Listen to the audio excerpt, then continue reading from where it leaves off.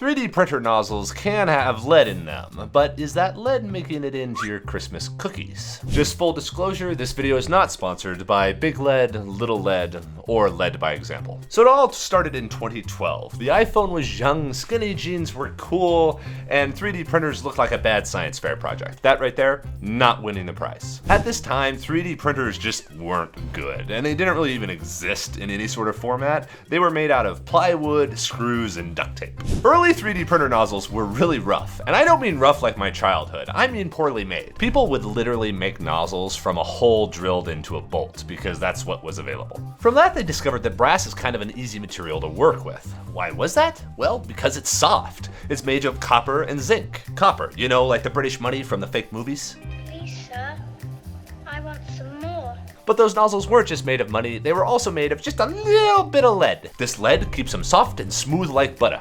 Man, I remember lead toast in the morning when I was growing up. But this softness allows brass to be a good material for making nozzles, because nozzles are actually kind of complex. Inside they have a tapered bore, which is difficult to machine, and they can have nozzle holes as small as the thickness of a human hair. And that's really tough to drill if the material is really hard. So brass was just a really good option. But brass has lead in it. How much lead? A bit more than a little and a little less than a lot. It's about 1 to 3% depending on the alloy. Most machining brasses are sitting in that range. But let's go ahead and stick with 3%. I like my lead like I like my triangles. 3 points. But 3% lead? That might as well be a bullet. Lead poisoning is the most dangerous part of being shot. Okay, so a brass nozzle has 3% lead. We're just gonna run with that. But a nozzle weighs about 3 grams. That means that a single 3D printer nozzle can hold 90,000 micrograms of lead in it. 90,000! That's the population of Quincy, Massachusetts. But is that actually too many? Well, the CDC that lead becomes bad for you when it gets up to about 10 micrograms per deciliter. What is a deciliter? Well, that's 1/10 of a liter, and I don't understand why you wouldn't just go with a liter when you already have micrograms. You might as well go all the way down to the bottom. But it's 10 micrograms per deciliter on an adult, and about 3.5 micrograms per deciliter for a child. Now, I'm not going to focus on the kids. They have their whole life ahead of them. I want to know how this affects me as an adult human. A strapping young man like myself can have somewhere between 40 and 45 liters of pure chiseled watery goodness, ladies. That means that I would need to intake 450 micrograms of lead to be bad. Hey guys, Gabe from the future here. So I misread the script when we filmed this video, but it's just about to release. An adult can actually take 4,500 micrograms of lead per the CDC, not 450.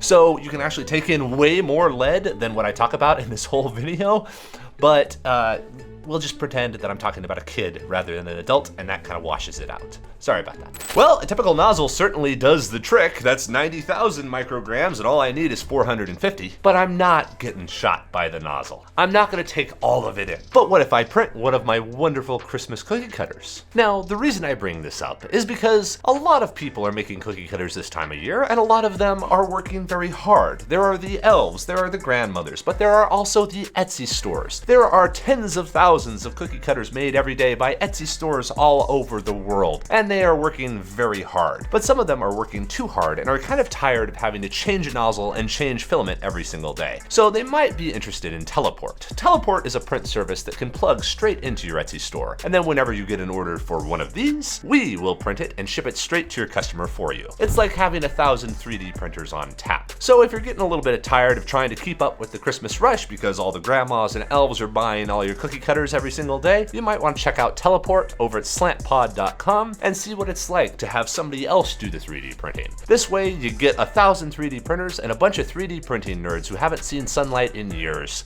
making cookie cutters for you so that you can focus on designing new and awesome ones just like this. So to get all the lead from the nozzle into my body, I would have to eat the nozzle. Or, you know, take a load of nozzle buckshot. Since we aren't eating nozzles, this isn't Denmark, we will have to look at the where. Not where, where.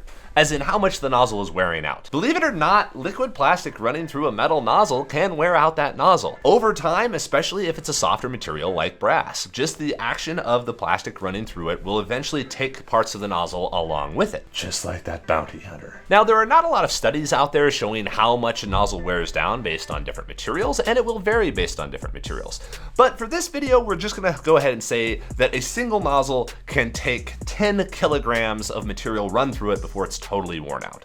This is typical for like PLA or PETG, but would go way crazier if you were printing with something like carbon fiber. You know, carbon fiber, because a lot of grandmas want their cookie cutters to stand up to aerospace grade specifications. Okay, so presuming that a nozzle is chewed up over the course of 10 spools and the average cookie cutter is 20 grams of material, then we go ahead and do the math and we find out that each cookie cutter ends up with 180 micrograms of lead inside of it. Way less than the content I have. I could eat a whole set of these and it wouldn't matter at all because I'm allowed to have up to 450 micrograms of lead and this one only has 180. So I'm doing fine. I mean, it's half of what the CDC says is dangerous, so it can't hurt you at all. By the way, there is a spreadsheet linked down in the description so you guys can check all of our math on this to make sure that we're running through it all correctly. So this cookie cutter has 180 micrograms of lead inside of it, if the nozzle completely wore out over the course of making it and a few of its buddies. But not all of the lead that could be potentially inside of this cutter is in the cookie. Like each time I make a cookie, I don't lose 1% of this cutter. And it's not like you bake each cookie with the cookie cutter. What is this, Festivus at my house growing up? And tell them all the ways they have disappointed you over the past year. But let's go ahead and take that worst case. Let's say that over the course of this cookie cutter, you're only able to make 100 cookie cutters. And each time you do,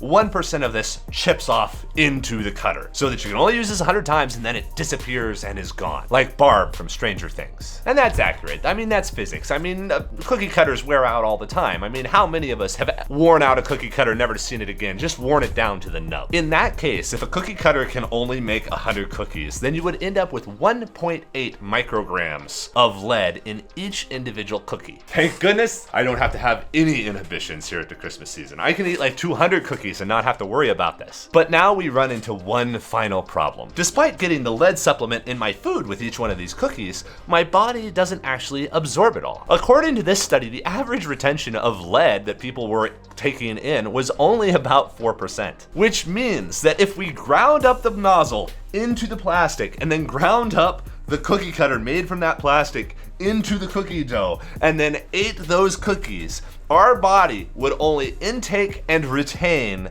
0.072 micrograms of lead per cookie. And if I was a normal person who wasn't eating the whole nozzle or cooking my cookies with the cookie cutter, I would be much lower than that. That doesn't even get to the amount of lead that comes from the lead water pipes that are in many cities. For real on that one, you might want to check out what the ratings are inside of your city. The CDC says that any water under 15 micrograms of lead per liter needs to be looked at. So you might be taking in more lead from a glass of water than you would from a cookie cutter with the lead nozzle ground up inside of it. Not saying that to scare you, but like there's just other things out there in the world other than 3D printing to worry about. But buck up. The Romans used to love lead. They used to boil down grape juice inside of lead pans to get the taste just right. But ultimately, again, the amount of lead that you take in each day naturally or from human-made means or anything else is far higher than you would ever get from a 3D printed cookie cutter. Even if that nozzle was actually made of lead itself, it's still way lower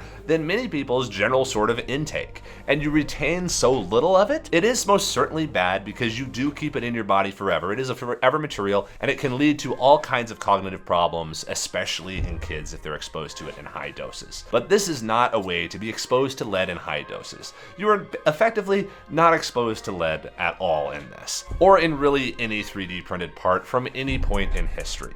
If they made the nozzle from lead, it wouldn't matter. And quite frankly, the dirty little secret today is Most nozzles aren't even made from brass anymore. Most nozzles are made from steel, hardened steel, in order to operate for a long period of time without wearing out, because brass nozzles used to wear out fairly regularly. But modern 3D printers that are making the vast majority of these cutters, and are certainly the things that make most of the cookie cutters in our factory where we produce millions of these types of parts every day, are using modern steel nozzles. So it's just not an issue to worry about. It's one of those internet rumors that gets started and gets propagated because as 3D printer companies come up, they want to maintain their liability. So they say, watch out, you don't want to make stuff out of these 3D printers because the brass might leach lead into it. But it's not really an actual thing because the math and the reality just doesn't back it up. It's a lot of people kind of covering their tail about it as opposed to being actually pragmatic about it, because they would rather have folks be really scared about it than folks actually understand what's going on. So no, lead is not a concern with 3D printed parts at all. It never has been,